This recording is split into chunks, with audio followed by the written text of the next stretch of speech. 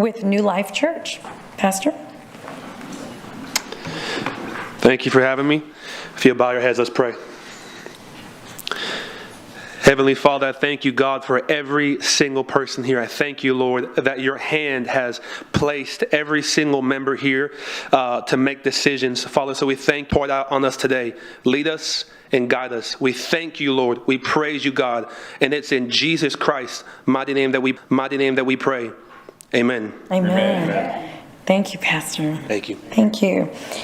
And the Pledge of Allegiance to the flag of the United States and to the Texas state flag will be led by Hannah Rock. She is a permanent A honor roll student at Incarnate Word Academy. She's an AP Commended Scholar and a 3-year varsity cheerleader.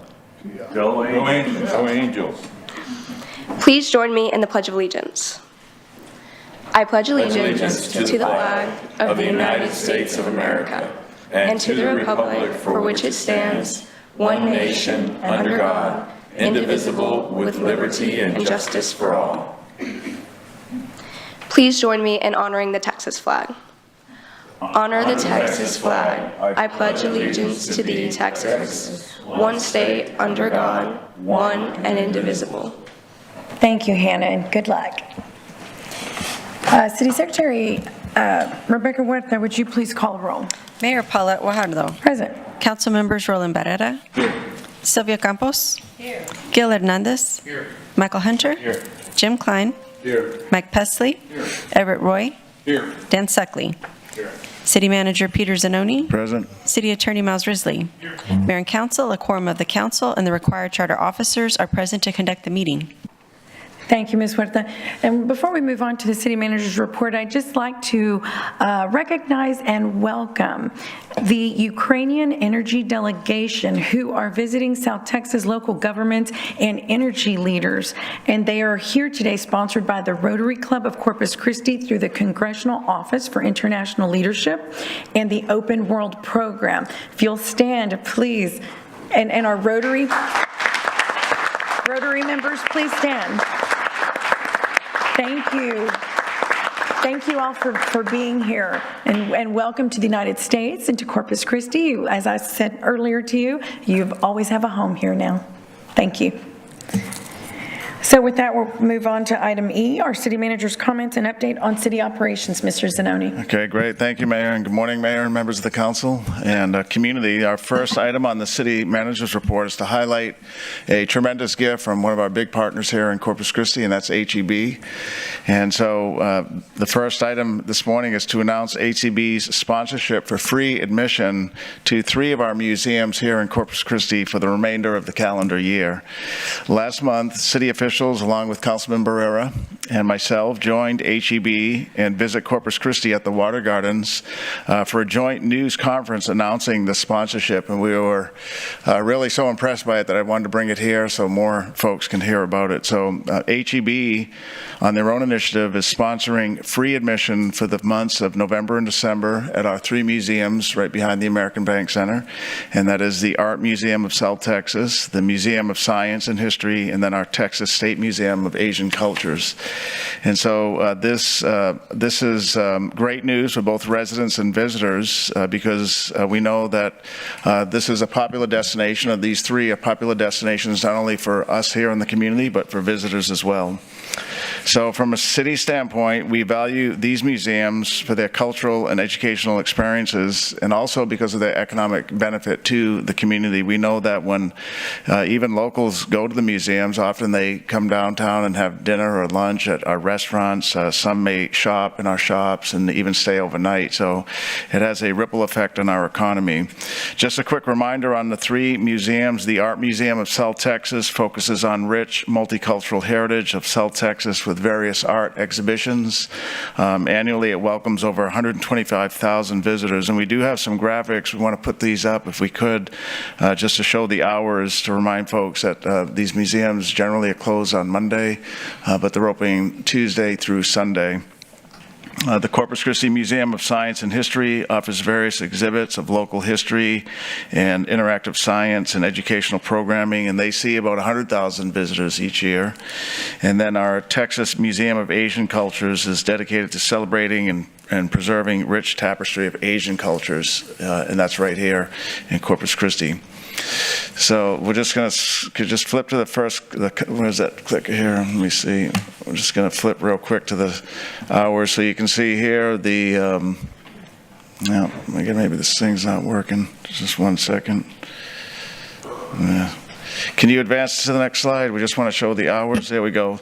So the Art Museum of South Texas is closed on Mondays, but Tuesday through Saturday, 10 a.m. to 5 p.m.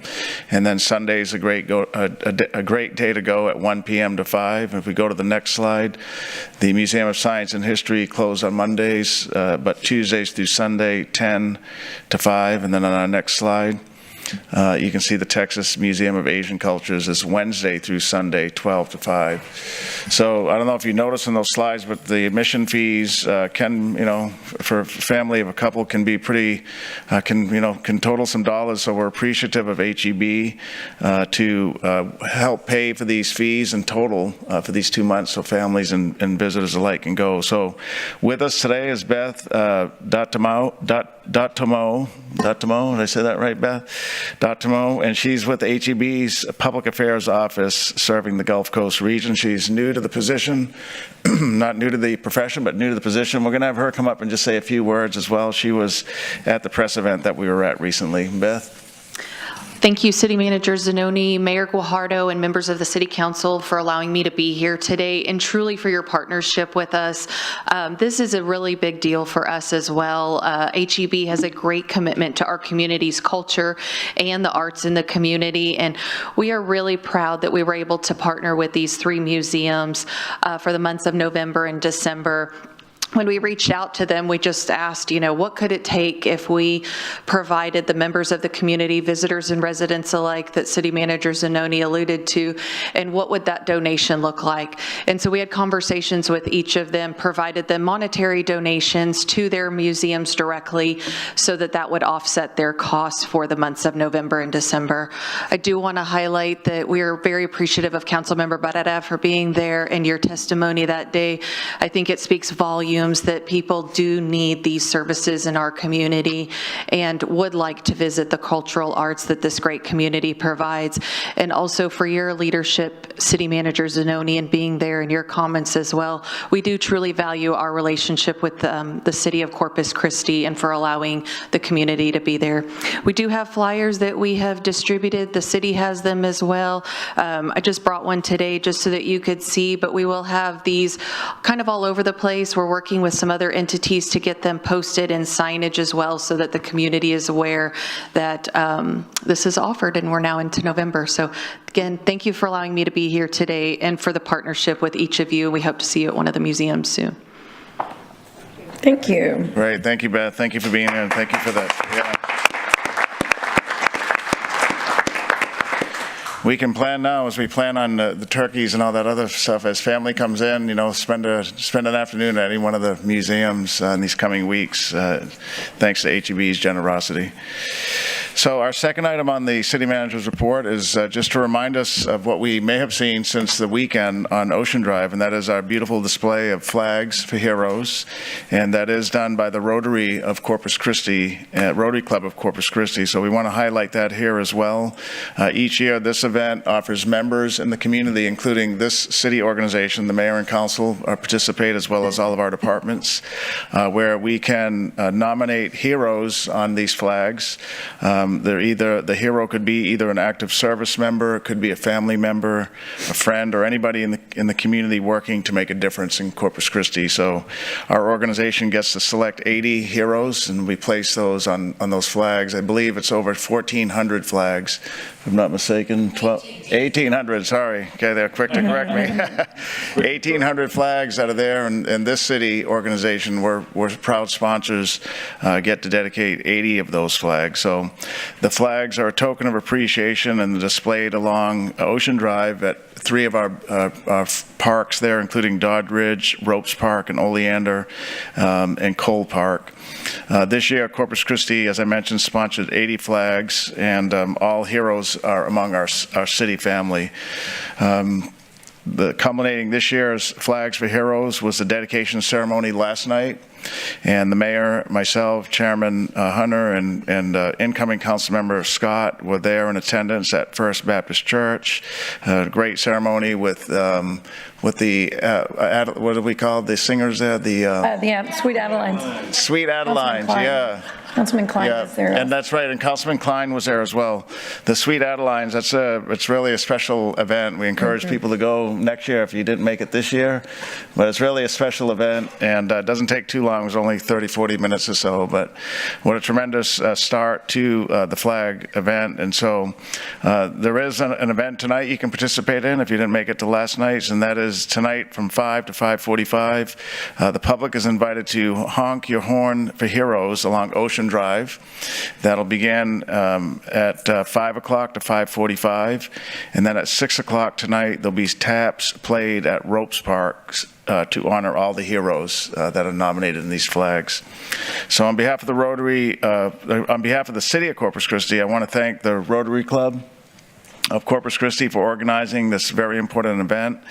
And last night I asked Alan Wilson, who's the Executive Vice President of Charter Bank and also involved extensively with the Rotary Club, to come in and just say a few words, and he graciously accepted, and we're going to have him come down and just say a few words on this pretty special event that we have here in Corpus Christi. Alan, thank you. Thank you for the opportunity to be here. Ditto to what the city manager very well described. We have several members from the Rotary Club. This is a team effort, and I'd like again to ask them to stand.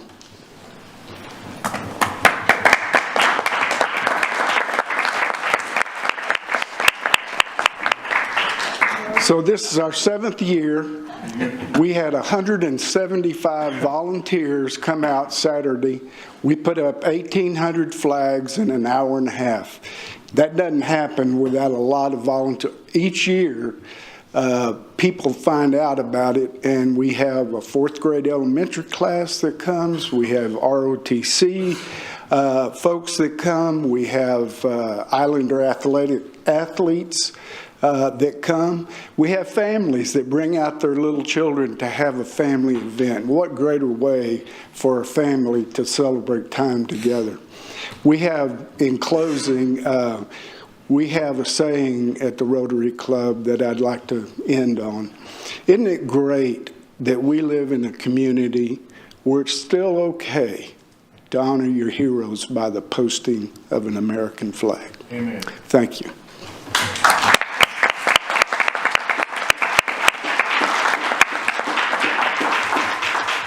Great. Yeah, thank you, Alan, for that, and for all the Rotarians that came in this morning. We do appreciate you being here.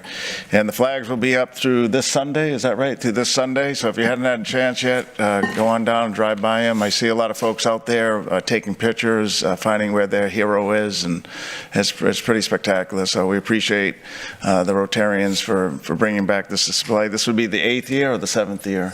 7th year. And so it's getting better every year, and that's it, just to highlight it for you all this morning. So with that, Mayor, that concludes the City Manager's report. Okay, thank you, Peter.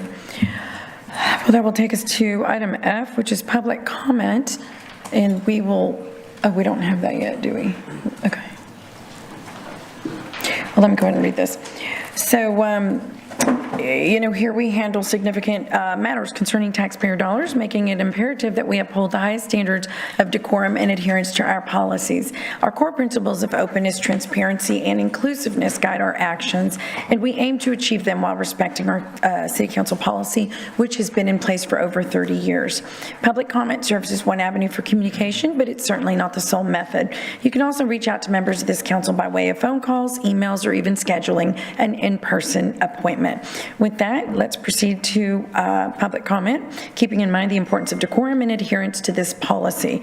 Before I begin, I'd like to ask City Attorney Miles Risley to review the City Council or the council meeting rules of decorum. The rules will also be displayed on the television screens for our audience's reference.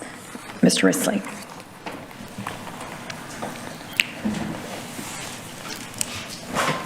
All citizens must be courteous, polite, and respectful of one another, including the city council and city staff. The mayor and council members shall be referred to by title and/or title surname. All remarks must be addressed to the mayor and city council and not to the council members as individuals. Citizens are only permitted to speak on city-related subject matter. Speaking on any non-city related matter is prohibited. Loud, boisterous, profane, or obscene language or behavior is not allowed. Citizens must refrain from any disturbing noise, demonstration, or other act disrupting to the city council business. Thank you. So individuals will be called upon in the order they signed up electronically. We will first hear in-person comments, followed by virtual public comments.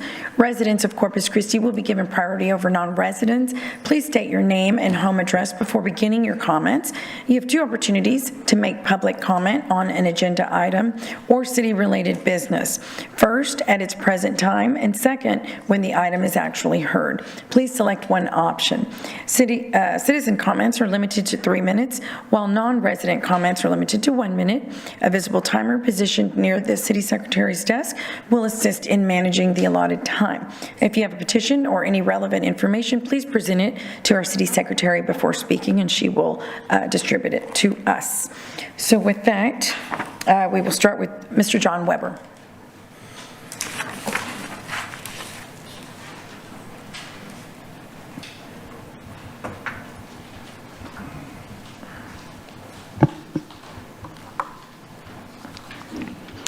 John Weber, 609 Naples Street. I will be addressing the mayor and the city council regarding city-related matters within my constitutional rights, according to the city attorney, section 5J.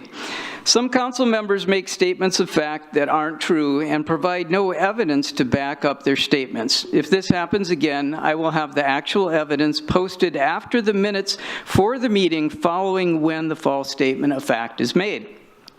Councilmember Pusley made a statement of fact on October 15th, apparently to discredit a commenter. The public will be able to see the evidence at the end of the posted meeting minutes for the October 22nd meeting. I will display some of the public records now.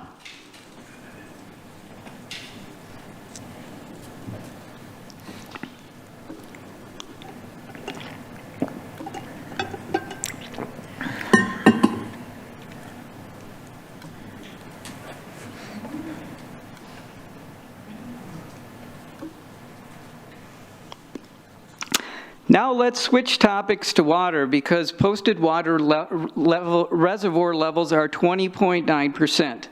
I have pointed out all of our busy new car washes and offered multiple proven ways to keep us out of further water restrictions, and none of them have been implemented.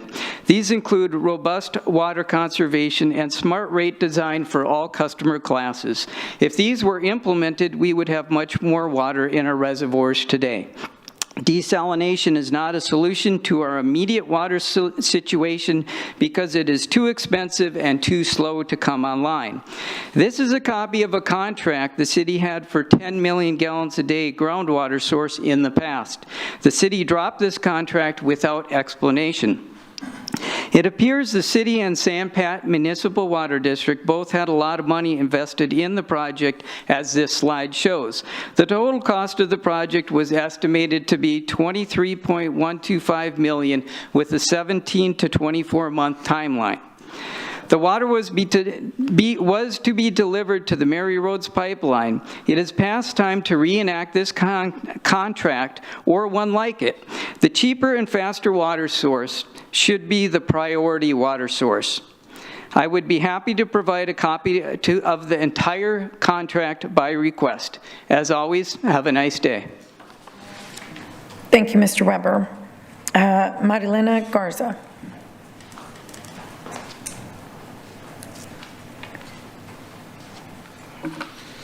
Maria Elena Garza, 702 Furman Avenue, and I'm here to speak on the library board and also the agenda item 24-1804, the City Council Policy 5G.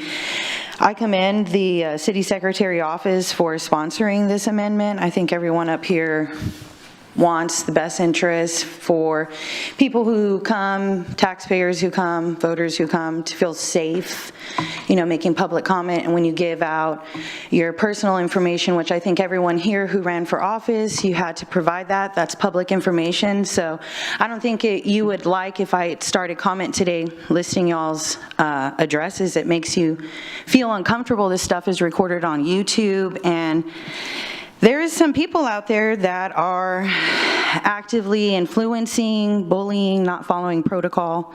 I think we all know who these people are. I don't know if you're aware of what's going on the library board right now, but it's an absolute circus. There's yelling, there's threats of, I'm gonna throw you out, and it's blatantly obvious when the city secretary's office prematurely sends November 8th a letter. Miles, you're on it. I'm looking forward to you interrupting my comment today. Pat's on it, Laura's on it, sent to Miss Alice Upshaw Hawkins telling her that she can't come to the meeting when the election hasn't even been certified. It gets certified on the 18th. On the 18th. You could have waited, man. It's absolutely crazy, but that's the tone that's being set moving forward, that we're going to continue to just pick and choose what we're going to do, pick and choose what people can say, pick and choose what we're going to do. It's blatantly obvious that Pat Craig is unable to contain that circus over there, and some of you guys are still in a runoff. We're already entertaining this stuff, and you're jeopardizing some of your colleagues who are still up for election over this library board. You're ready to make good on your political promises that bad that you cannot just wait. The reappointments are coming up. Unlike the other side, our side likes to follow decorum, likes to follow the rules. You can make whatever face, I really don't care. But this is absolutely absurd. My councilman's up for re-election, my mayor is up for re-election. Get control of your folks, man. It's damning. I'm ready, Miles. Let's go. There was a violation of the rules and decorum. The phrase "you can make whatever face" was a phrase that was directed at a specific council person. Oh, maybe you should turn the camera so that it's really obvious. Let me make it obvious. It was Councilman Hernandez that was making the face. Okay, so that's public record. The NAACP and LULAC has sent information to you guys telling you to cool your jets. Let the election get certified. And if I were you, I would distance yourself from this circus. Thank you, Ms. Garza. Ms. Huerta, could you please clarify or respond to some of the comment regarding the letter, please? Yes, ma'am. So the issue at hand is a charter provision. It's in the city charter, Article 7, Section 5, and it states, a member of a city, board, commission, or committee may file as a candidate for nomination or election to any non-city public office. Upon the election or appointment to a non-city public office, or upon filing as a candidate for any position under this charter, such board, commission, or committee member shall forfeit his or her position. Ms. Huerta, I'm referring to the letter. Ma'am? I'm referring to the letter that she is. Yeah, I'm getting to it, Mayor. I was just wanted to provide some background on the provision that was cited in the letter. So in 2022, this was brought up. How does this apply to elected officials? So we did receive a legal opinion at that time, and the opinion stated that the technical language of the provision applies to the current members of the city board who run for office. And while the provision itself does not specifically prohibit the appointment of a person currently serving in a non-city public office, doing so could violate the spirit and intent of the provision. So in appointing a non-city public official to a city board could create a situation where that person is required to forfeit if they successfully run for re-election. So at that point, the council was advised, it was not recommended, but that appointing elected officials was not recommended at that time. But we did appoint, Ms. Hawkins and some other elected officials as well. So coming to this year to the election that just took place, we did have 2 elected officials who were re-elected, and they were Nueces County Justice of the Peace, Joe Benavides, and also Ms. Hawkins as well. Part of our post-election procedures are to send letters to individuals letting them know that, per that provision that I read and that legal opinion as well, that they forfeit their position. But what happened was we did ask for a legal opinion on what does upon election mean. Does that mean upon election, or does it mean upon the canvassing? So we received clarification. It was re-examined by the city attorney's office, and we received clarification on Monday that it was upon canvassing. We advised Ms. Hawkins and the council. We also advised Judge Benavides too, and Judge Benavides let us know he was resigning from his position, and so he would not be participating, but we did like I said, we did let Ms. Hawkins know. And I tried to let as many community members know as well, those who inquired about it, to advise them. So that's the situation. Okay. And so the letter, well, the letter should not have been sent out initially. So until it's canvassed, that is when, that's what you just said, until it's canvassed? Well, the letter went out. The letter went out. It was post-election procedures. The only thing that was clarified was the timing.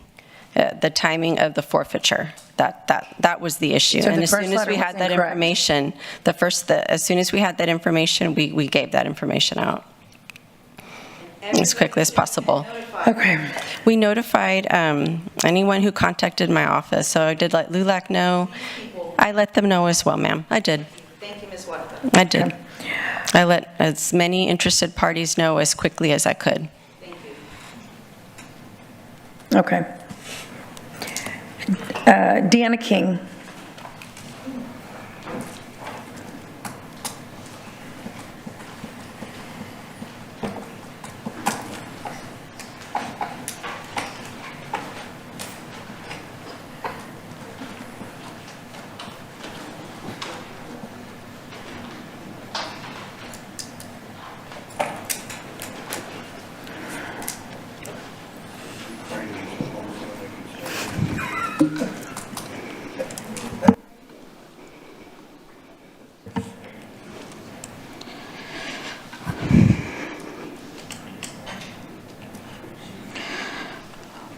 My name is Deanna King, and I am the Vice President of the local NAACP chapter, H Board Hall branch, and I'm here on behalf of Mrs. Alice Upshaw Hawkins. She received a letter from the city secretary that she was going to be removed from the library board. She received a letter this past Friday, which I believe is no coincidence, right before a library board meeting, which was this morning. We want to know who instructed the city secretary to send this letter out to Ms. Hawkins. City Council unanimously appointed Ms. Hawkins to this library board, and this issue should have been discussed during a public meeting before a letter was sent out. We want Ms. Hawkins to remain on the library board this upcoming year, and if the problem is a city ordinance or a code, this city council has the power to change this. Thank you. Thank you, Ms. King. Okay. Oh, sorry. Councilman Hernandez. Yes, I want to give the city secretary a chance to say that this is not an ordinance as part of the charter. Correct. Yes, sir. And it's not something that we can change No.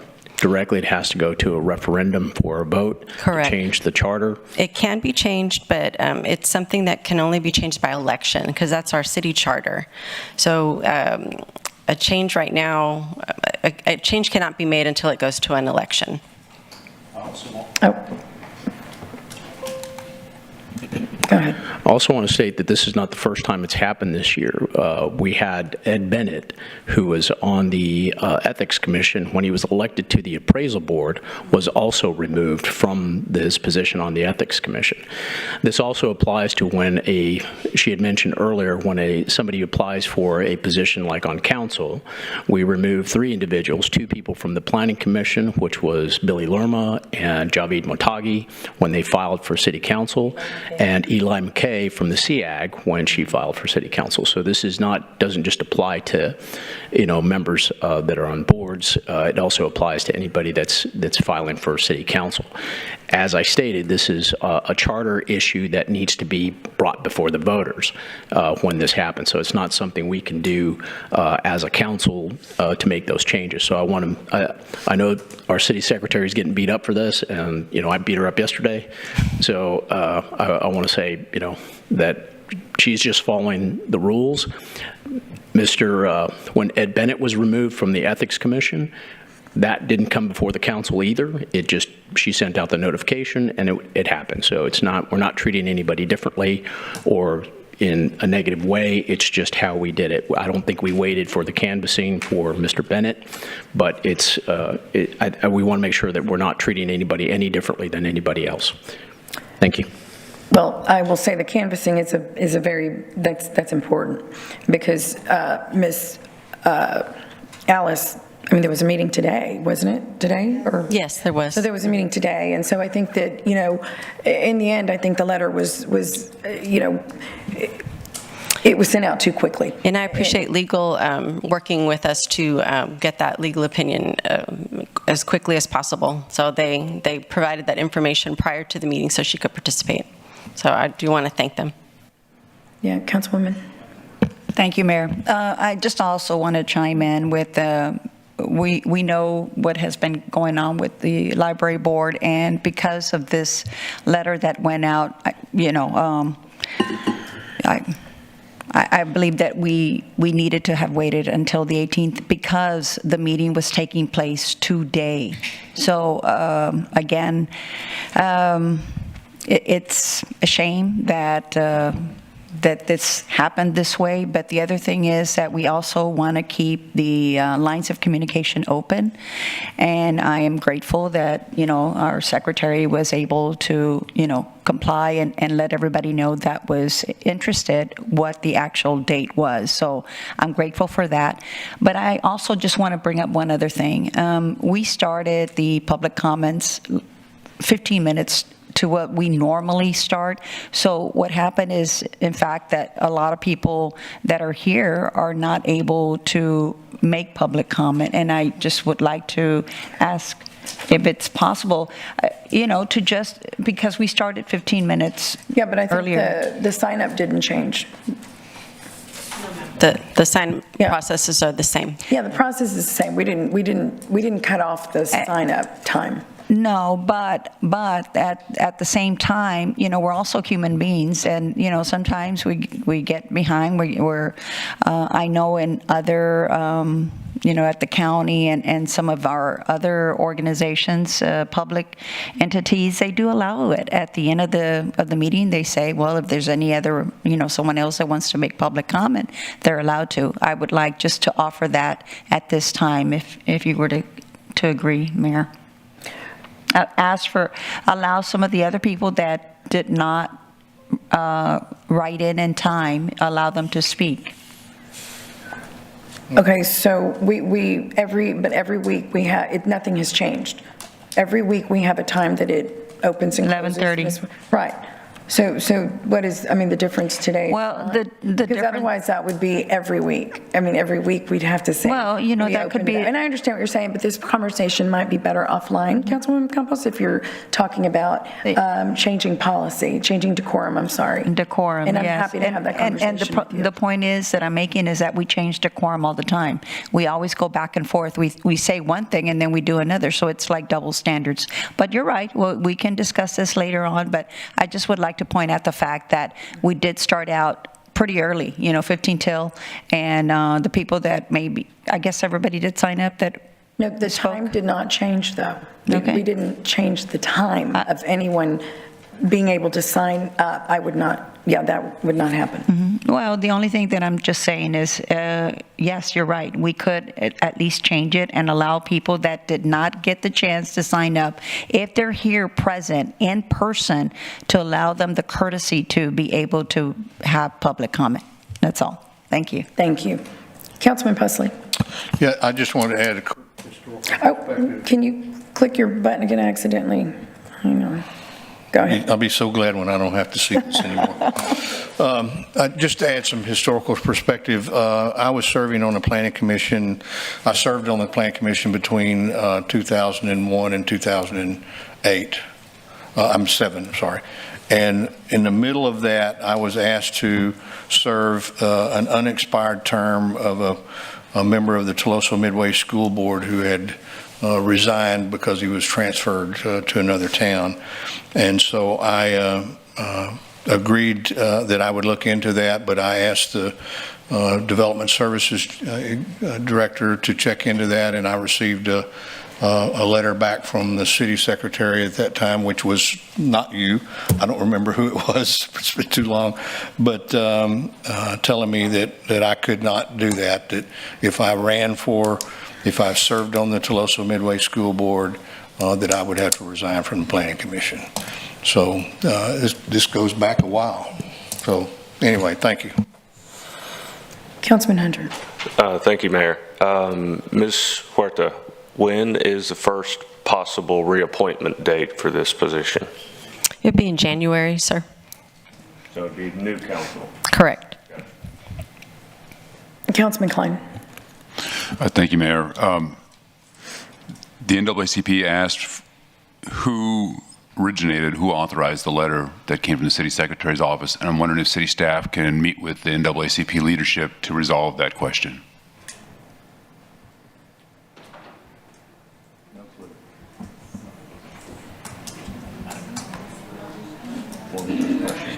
What was, I'm sorry, can you repeat that? The NAACP asked who authorized the letter from the city secretary's office, and I'm wondering if city staff can meet with the NAACP leadership to resolve that question. Yeah, the letters, it's their post-election procedures. It's just an part of our procedures that we handle.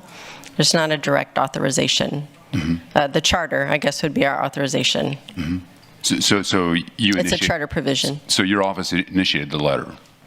Yes, sir. Okay. Yeah, the letters to Judge Benavides and also as part of our procedures. Right. All right. Thank you. You're welcome. Okay, that's all the questions. We're going to move on to consent agenda items 3 through 8. And we have items, if any individual or any council member would like to pull any items 3 through 8. We have items number 5 and 6 pulled. Would anyone like another item pulled? Councilman? Number 8? Anyone else? Okay, I will go ahead and entertain a motion to approve consent agenda with the exception of items 5, 6, and 8. Second. We have a motion and a second. Please submit your vote.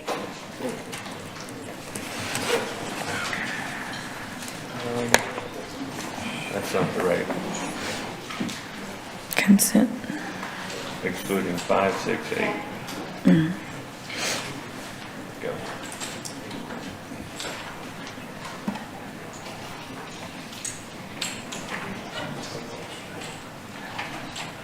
Okay, the motion carries.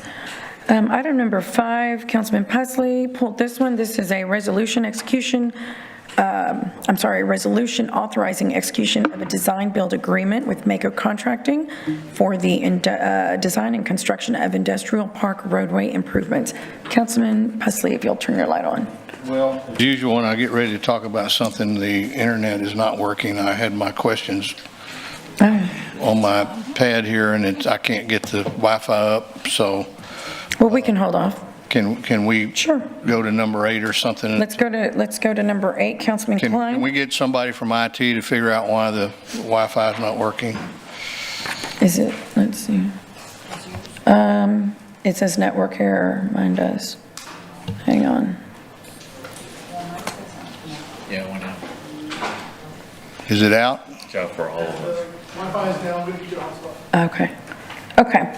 So meanwhile, we'll get Councilman Klein, you had let's see, you pulled item number 8. This is an ordinance increasing the Corpus Christi B Corporation's fiscal year operating budget. Councilman Klein. Yeah, thank you, Mayor.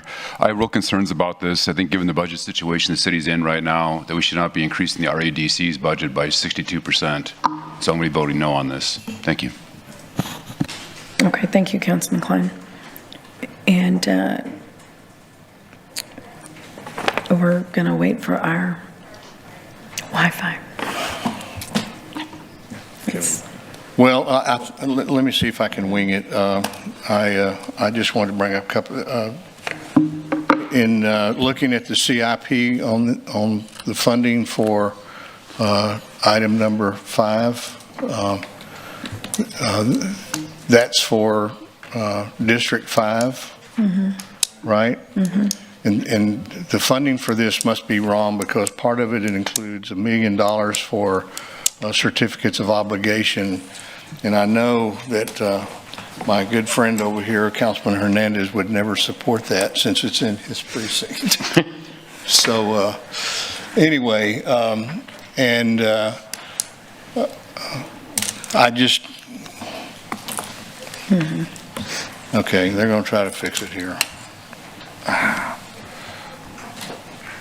But, and then, Peter, I'd like for you to address that part of this is going to be funded through the sales tax. Right, yes, sir.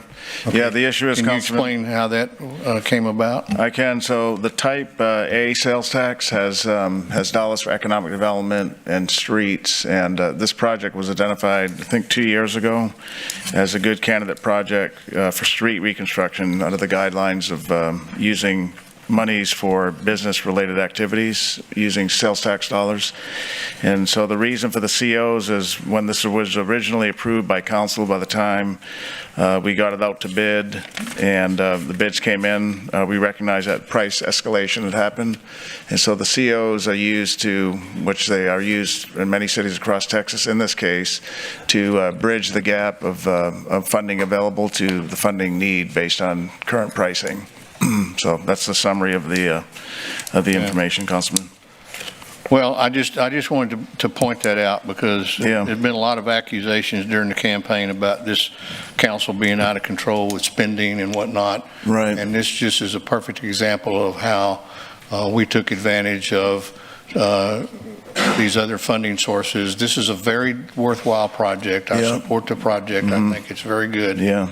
But I wanted to point out that the funding sources were put together so that this very worthwhile project could be put forward.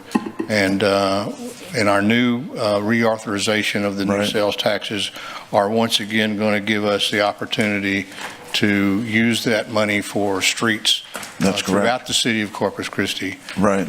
And I think that's an important distinction for us to make and for the voters to understand.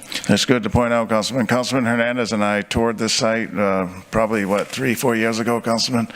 And we literally had to drive on the side of the road because the road was so bad. But what we did see is a lot of small businesses there in this industrial park right off Yorktown. Right. And so this will help them stay in business, to help bring business, plus it'll give us drivable surfaces. So it's a good project. Yeah, great project. This one also to point out is kind of unique in that it's a design build for a road. Usually we design the road and then bid them out. But some cities in Texas do the design build, and that's what this contract is. Jeff can elaborate if you wanted some more information on that. So this hits many buttons that are progressive for the city to get more streets done. In this case, this is an industrial park with a lot of small businesses. Yeah. Yes, sir. No, I think it's a great project. I drove out there myself. Yes, sir. I have some friends who own businesses in that industrial park. Right. But we also have numerous industrial parks here in the city of Corpus Christi. Right. That are in the same condition. Sunbelt is a perfect example in District 1. It desperately needs this kind of an overlay revamp of the streets. Exactly. And so these are people that are businesses that are paying taxes, that are providing jobs, and they can't get in and out of their businesses because the roads are so bad. Yeah, we agree, and that's why we're appreciative of the voters approving the reauthorization of the sales tax proposition.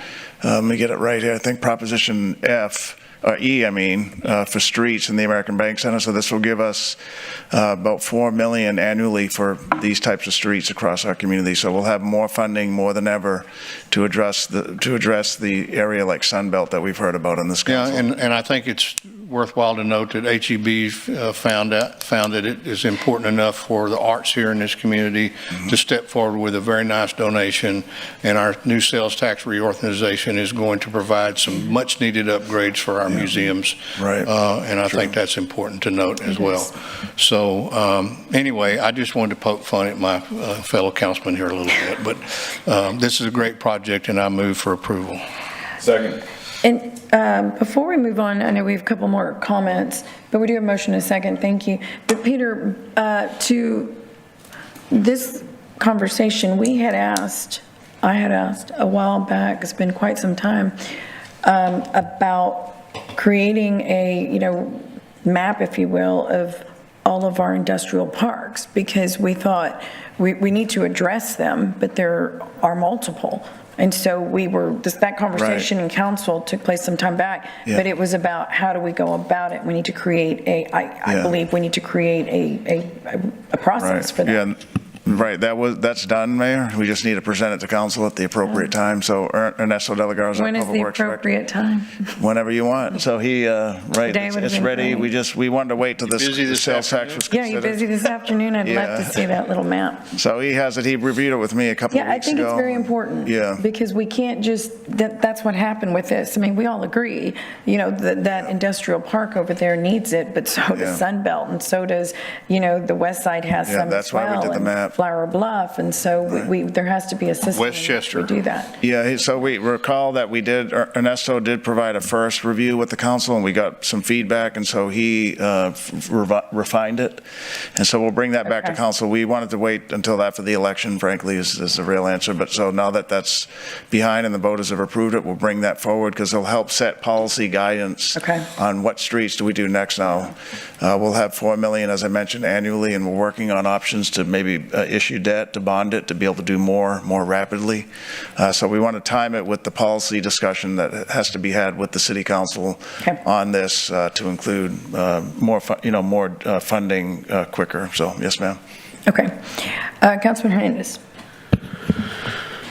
I have to say that, this was something that I found out that, we have funding through it was type B, actually, funding that was available to this. We used it to build Elizabeth, or contract for Elizabeth. And so I said, okay, well, there's no funding available for any of these industrial parks. They're not the priority for us. It's really residential streets and then our arterials and collectors through bonds. So there was no money for this area. So that's when I started looking for opportunities, because it was really bad, but it's the lowest priority.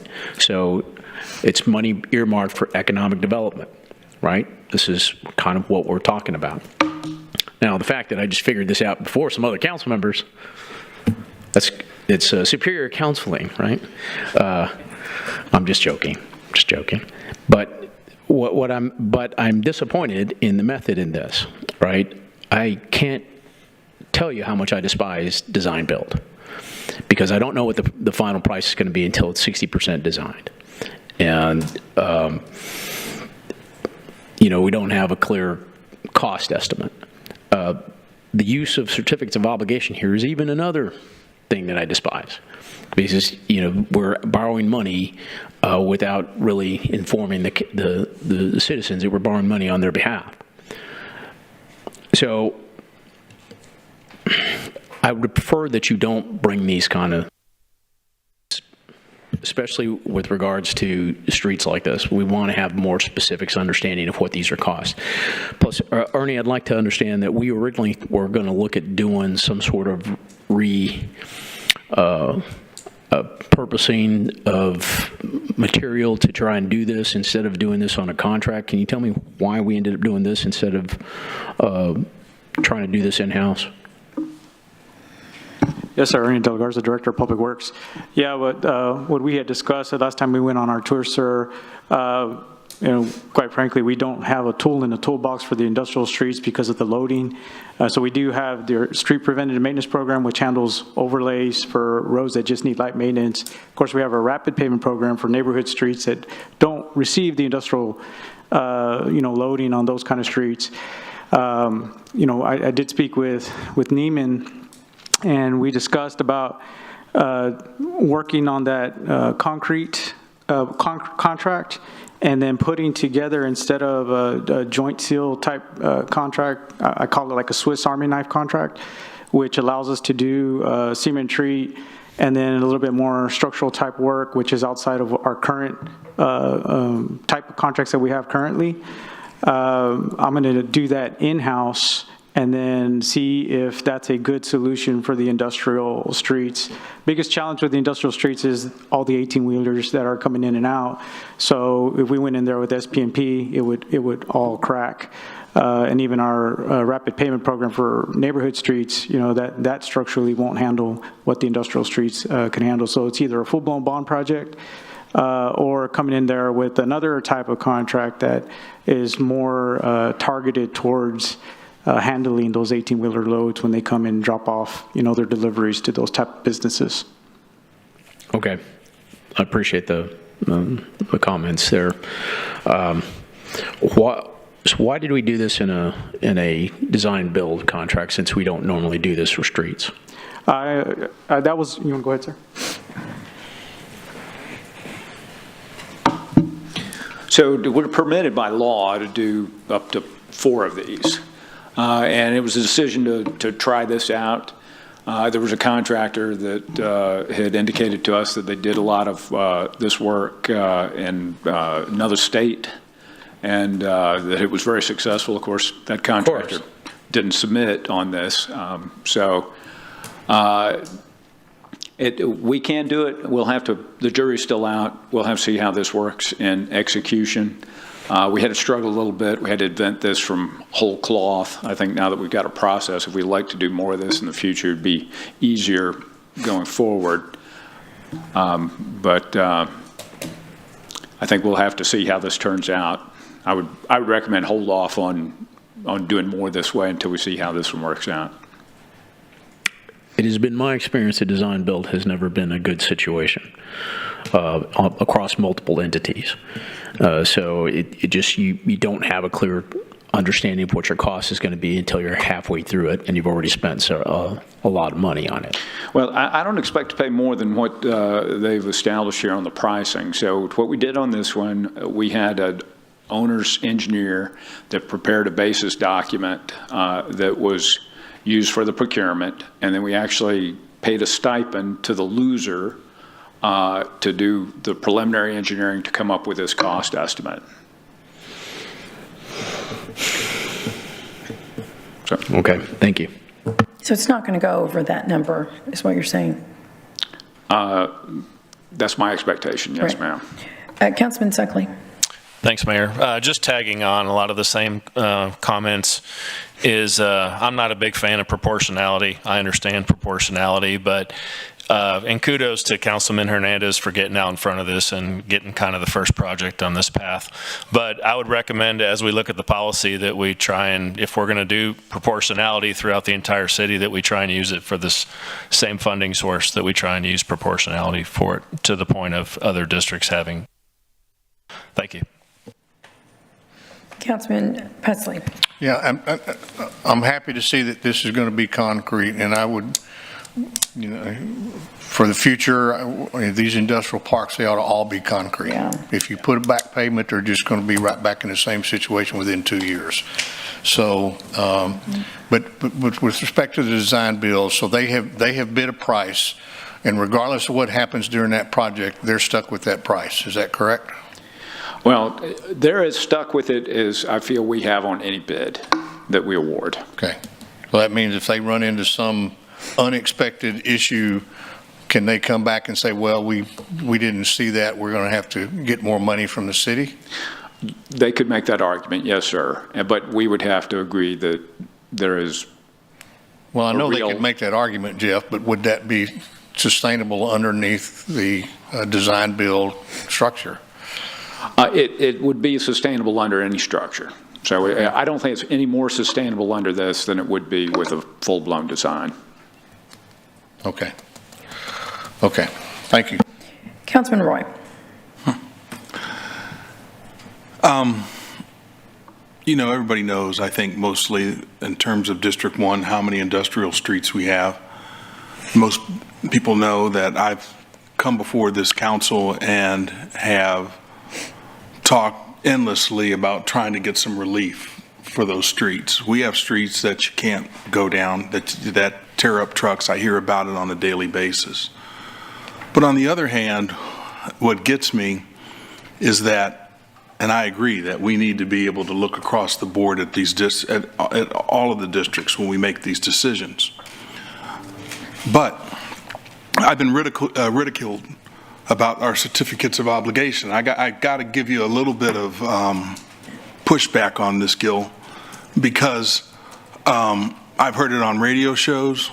I've heard it, I went to a meeting at a steakhouse at a luncheon, and the lady asked me if I even knew what certificate of obligation was. But it's been used as a really hot topic in terms of giving us a lot of pushback and saying, well, it's a misappropriation, I'll never do that. Now here all of a sudden we find ourselves in that situation for the good of District 5. It doesn't sit right with me. But we're here, and I do agree with Mike Pusley that it's needed. But so are the streets, and so are the things in District 1 that I've been talking about for a long period of time. So we're opening up a Pandora's box here. I'm just letting you know that right now. And it is what it is. But I hope to never hear another conversation where somebody's sitting there ribbing us in terms of, because unfortunately a certificate of obligation, sometimes it's necessary. We've talked about that. We've talked about the legality of it. We went to Miles. Am I right, Miles? And we've talked in the past about, is it a legal form? And can we use it? Is it appropriate? So all I'm saying is that this changes the landscape. And, I got to think really hard if I'm going to vote yes for this. Thank you.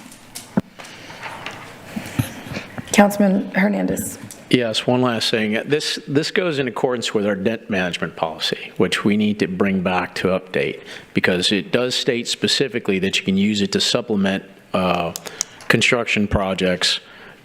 So we are in accordance with our debt management policy, but I have recommended changes to that so we can have some guardrails and restrictions around the use of certificates of obligations within that realm. And Gil, I've said the same thing to you, that we're within the realm. Right now we are. No. What I'm saying is that we're in with the realm that currently exists from a debt management policy that was written back in 2010. Okay, so there's some updates that need to be made to it so we have those guardrails in place so we don't use them willy-nilly. That's why I said I'm not a fan of using certificates of obligation like this. And so I would prefer that we have some guardrails in place through our debt management policy that I'm expecting to see here in the first part of next year, right?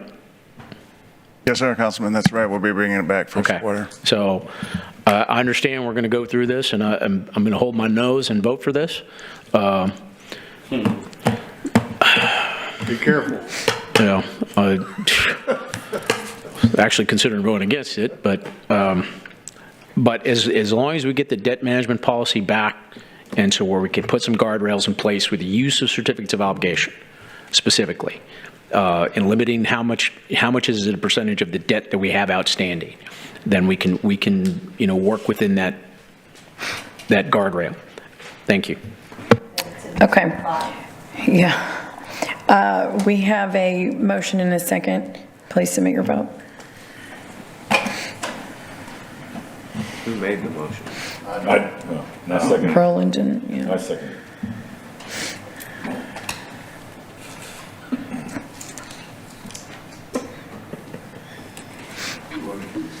Okay, the motion carries.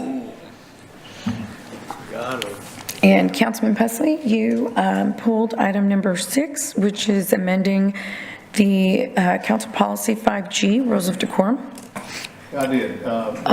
Give me a sec. Sorry. There you go. Okay. I intend to vote against this change. You know, all of us who are serving in positions of elected officers, not only for the city, the county, or whatever the case may be, we all have to list numerous times on numerous different documents everything we own, every piece of property we own, the address of those properties, all those kind of things are public information. And coming up here and speaking before this council is also a responsibility. And I don't see the harm in notifying the people of where you live. I think sometimes it's important that we know what address you live at so that we know which council member needs to address your issue. But I think that coming before this council and speaking is a responsibility that you need to accept and need to understand. Just like when I signed up to run for this city council, I knew I was going to have to fill out those financial reports and those personal financial reports and a dozen other reports that we have to fill out so Mr. Weber has something to do in his spare time. And that's a responsibility. So I'm going to vote against this. Thank you. Well, we respect that. I think Ms. Huerta can speak more in depth, but it's... I don't care how many, I really don't care, and I've always said this. Mayor, I don't really care what other cities are doing or other states are doing. No, or any that's of that. This is Corpus Christi. Right, I care about what Corpus Christi does. And that's fine. And I requested this because I don't feel that an actual address is pertinent to where you live. Councilman, I know you spoke. I'm letting you know where it's coming from, and you have every right to vote against it. But Ms. Worth, I'd like you to let the council know, some of the work you did on it. And I personally believe that knowing that a person coming to speak is a resident of Corpus Christi is enough. And I don't know that we need their actual address, especially, this day and age. Elected officials, that is different. You know what you're signing up for. And it is what it is. Those are a different set of guidelines set by not only maybe local, but also state. Ms. Huerta, do you want to go ahead and expand on your work on this item? Sure. On the research, so we did look at public comment practices in 15 other cities. So 4 of the cities required the name and the city, 8 required the name only, and only 3 required the name and address. So based on that and what happens in our city, the recommendation was to provide just the city, the name in the city. Now the comment was made about if there's a need for follow-up to contact that individual. We are still going to collect that information upon registration. So when they register for public comment, we'll have that information in case there's a need, a council member or staff wants to follow up with that individual. We will have the data, but it won't be stated publicly. And that's just to address some of the safety concerns, safety and privacy concerns that have been expressed. Okay. Councilwoman Campos. Thank you, Mayor.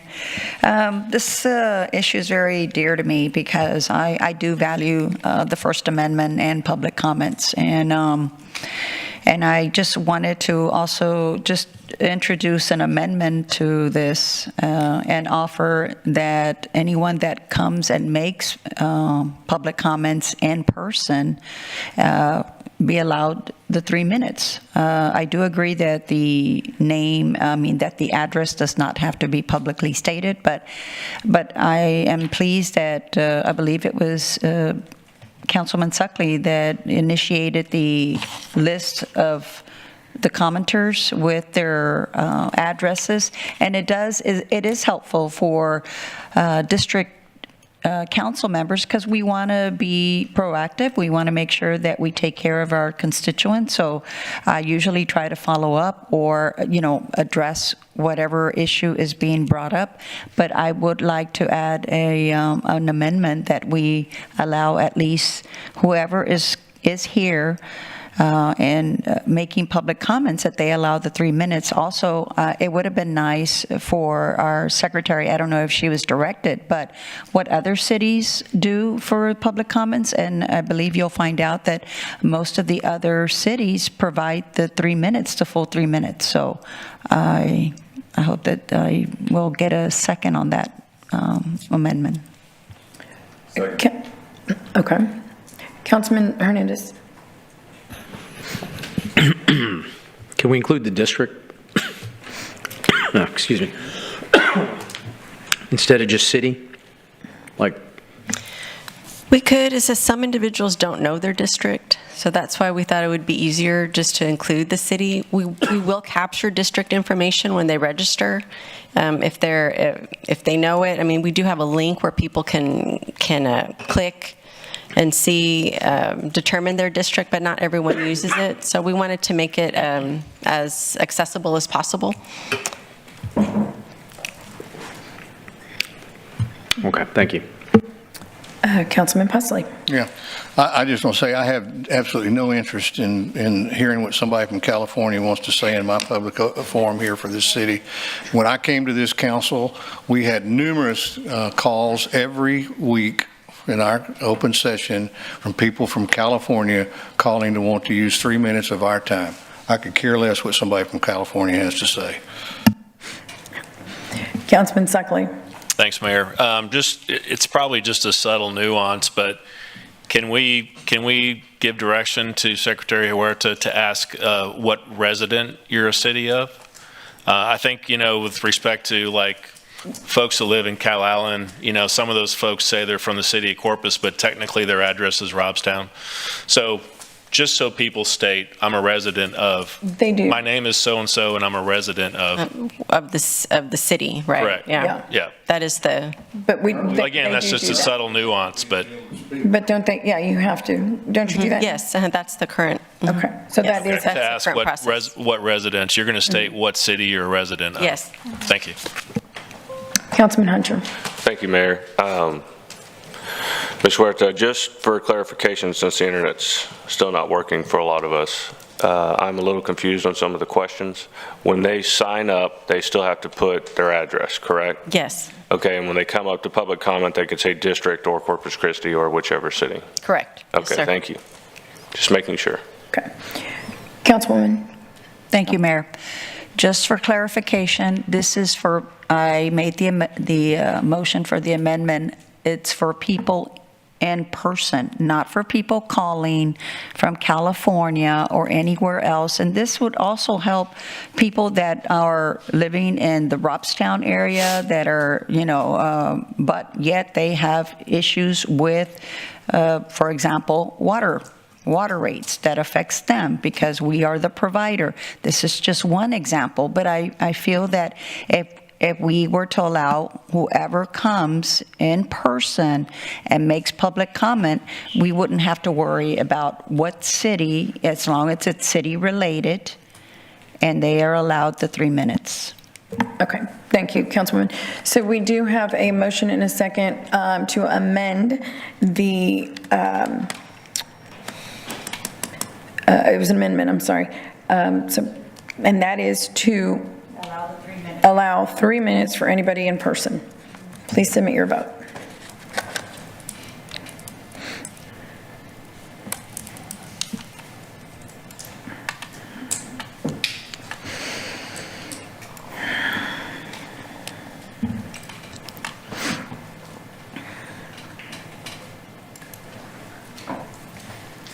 Okay, the motion fails. And we will now, do we have a motion to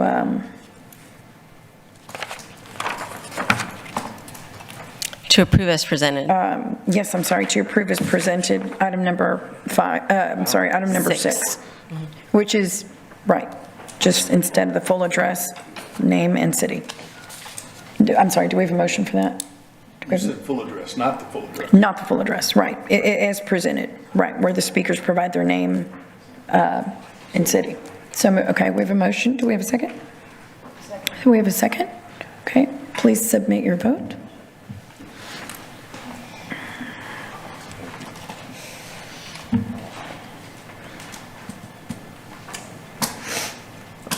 Yeah. Oh, sorry. That's okay. Getting my stuff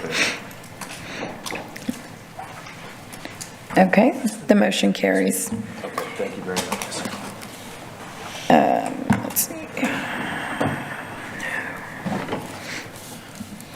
Mayor, I move for approval for item 8. Okay. Do we have a second? Second. Okay, please submit your vote.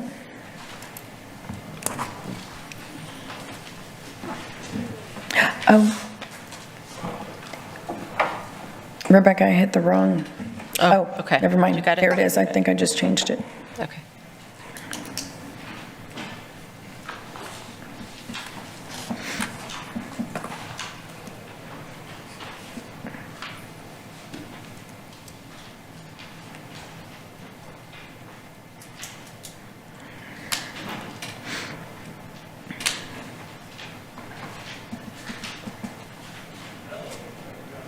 Mr. Roy, were you gonna?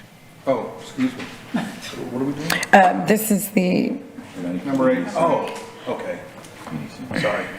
I thought I already voted. I thought I hit the button. No, no worries. okay, the motion carries. Item number 7 is an ordinance, or did we, no, I'm sorry. Those are the 3 pulled. Yeah, Okay. those are the 3 pulled. 5, 6, Never 7. voted on it. Right, okay, we'll go on to public hearing. Items 9 through 12. Item number 9 is a second public hearing on the annexation of properties in industrial districts numbers 1, 2, and 4 in Nueces County. Mayor, I'd like to make a motion to approve items number 9 and 10, subject to public hearing. 9 and 10 they're just public hearings. They don't require action. Oh, no action. Okay, they're public hearings. So item number 10 is the second public hearing on the annexation of properties in industrial districts numbers 5, 6, 7, and 8.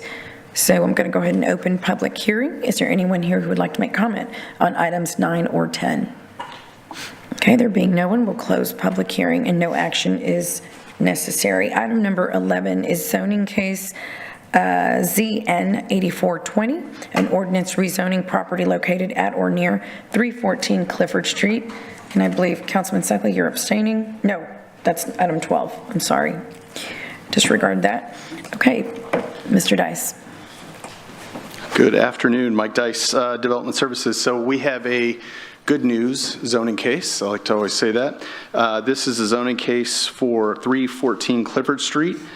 Subject property will be rezoning from RS6 single family to include the historic overlay district. This is an aerial view of the property, which is located off Santa Fe and Clifford, just on the outskirts of the Delmore neighborhood. So in these historic zoning cases, we like to bring up the significance, some things that are being done at the property. This particular structure was built in 1928. It's in the Tudor style, which you'll see over in that area, real popular at that time. And this has been completely renovated by the homeowner according to the Secretary of Interior standards for historic properties. And we'll see some pics later in the presentation of some of the stuff that they've done. Just kind of recapping, this was first noted in the 1927 Sanborn map of the city, that at the time it was under plans. I jokingly say it was development services, so we approved the plans rather quickly. But again, it denotes the building's age and the historic significance timeline-wise. So in mentioning the standards, this is really a shortened version of some of the standards for the Secretary of Interior's rehab standards. Again, some of these standards were followed specifically by the owner to make sure that he had they had a good rehab of the building. This is the oldest photo we can find. It is 2000. It doesn't seem like it's that old, but it's 25 years ago almost, but shows it in the state at the time. And again, this is the Tudor style, which you'll see in that area. Again, particularly that time frame was built all over Texas in certain areas. You'll see the double gables, decorative fascia, and that brickwork that you see in a lot of that style. This was pre-rehab when the property was purchased. Again, a lot of what was done specifically through the Secretary of Interior rehab standards. You'll see that fascia, brickwork, chimney. So again, the process, you can see they did add some features that are still part of the Tudor style to the building to add some light with those dormers. Again, the facade was updated, still keeping it nice and a fresh rehab. So this did go to Landmark Commission. So in determining the landmark designation, there's a number of key items, 12 items that they could focus on. These are the 12. Of these 12, this particular property has the character, interest, and value, and the heritage and cultural characteristics of the city. Property exemplifies the cultural, economic, social, and historic heritage of the city. And finally, the subject property embodies and distinguishes characteristics of the architectural type. So Landmark Commission recommended approval, and we recommend approval as well. Stand by for any questions. Councilman Presley. Yeah, so Michael, what's the main purpose of their asking for the historic overlay? Are they going to apply for tax credits? It does allow them the option to apply for those tax credits.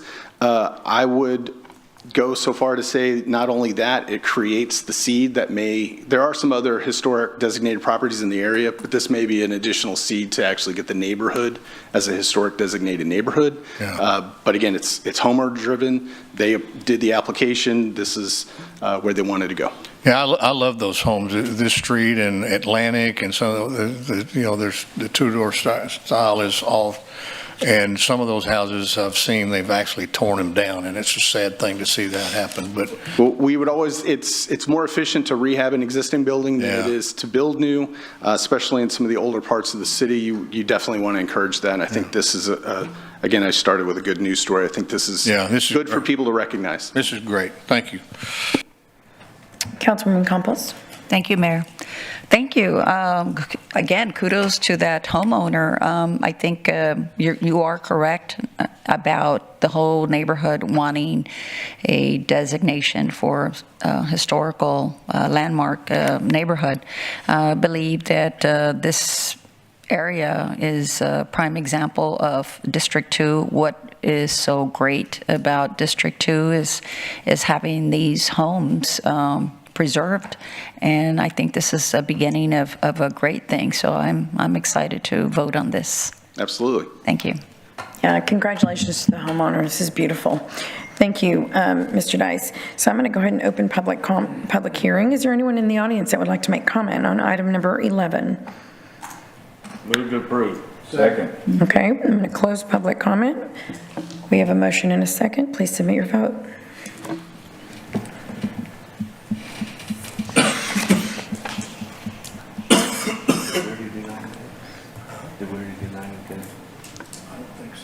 Yes. There was no action. Okay, the motion carries with Councilman Suckley abstaining. Our last item, well, we have a executive session, but the last agenda item is zoning case number ZN 8419, an ordinance rezoning property located at or near 601 North Water Street. I thought we were done with that one. 601 North Water. Again, Mike Dice, Development Services. Before I begin, I want to give a shout out to Robert. He's in the back. He's our Historic Preservation Officer that's worked with these property owners to get to this point.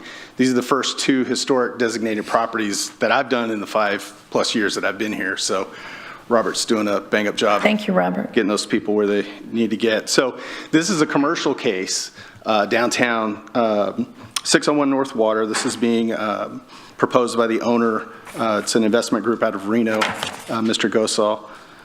This is going to be CBD with a historic overlay. Subject property is the Bay. Everybody knows the hotel out on water. Again, we've got some historical documents to include, so everybody kind of gets the story. This was built back in the early 70s as a La Quinta. Back in the day, these are great articles to read. The city was looking at expanding the economic development downtown, specifically looking for convention, compete against those up-and-coming cities with their conventions. So the subject property was built, common architecture, known as the commercial office block tower. It includes the arcaded ground floor, some storefront window walls.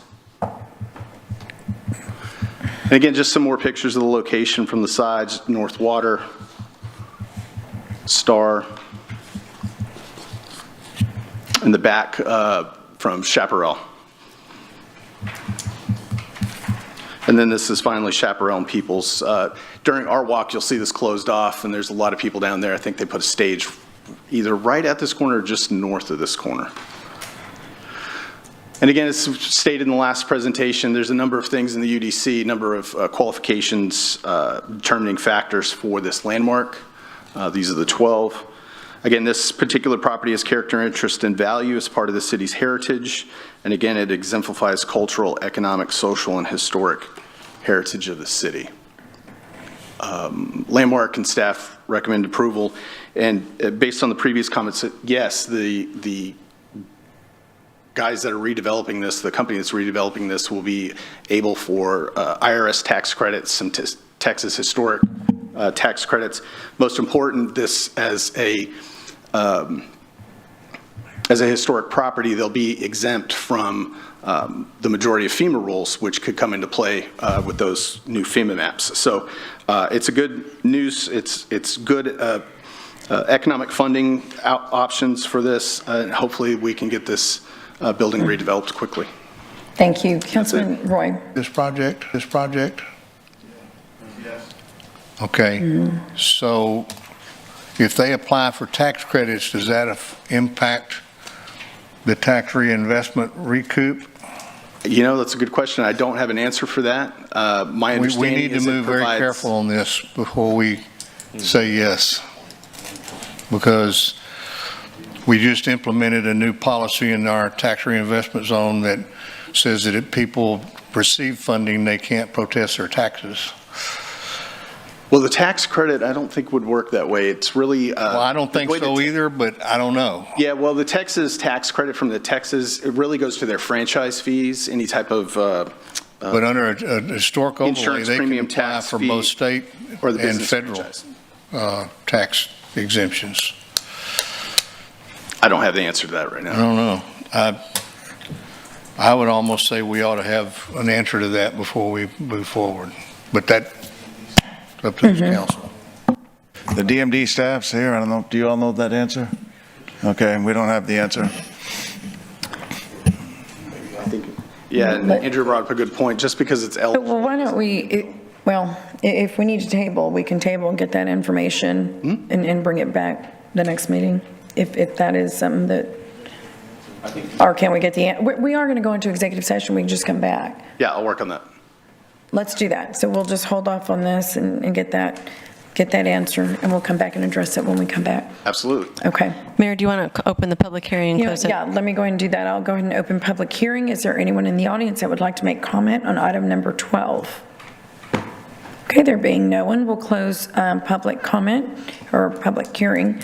And now the council is going to go into executive session on item. Okay, so you're going to table it? Oh, I'm sorry. Yes. So.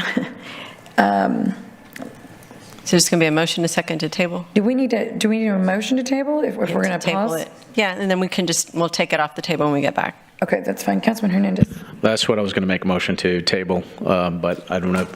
I didn't hear a motion to table. Did you hear that? Well, you made, hang on, because So I'll make a motion to table upon. Everett, I'm sorry, hold on a second. Everett had made a motion, so do we need to amend that?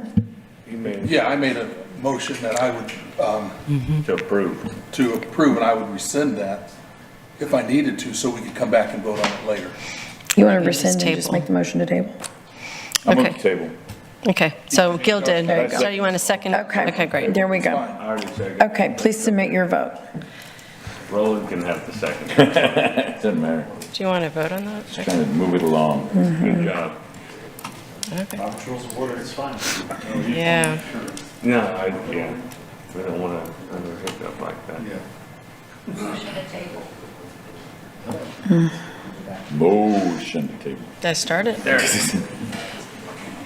So this is just motion to table, and then the motion carries. So the council will go into executive session on item number 13 per Texas Government Code, section 551.071. So we will return.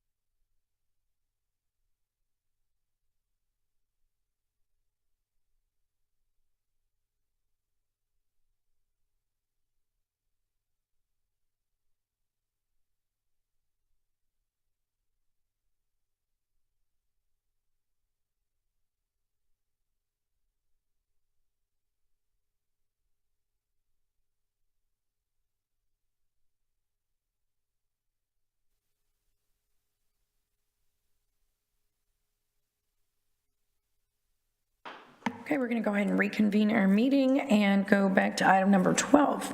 That was tabled earlier. That is zoning case ZN 8419, and this is an ordinance rezoning property located based on the federal and state level.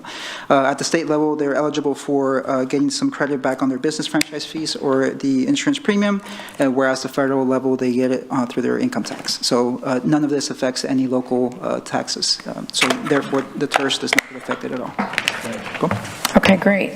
Second. We have a motion, we have a second. Please submit your vote.